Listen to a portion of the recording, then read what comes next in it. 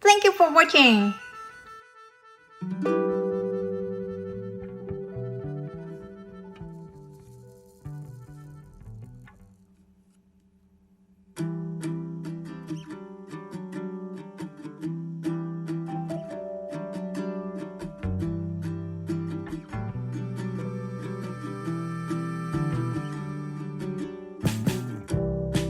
Please subscribe to my channel.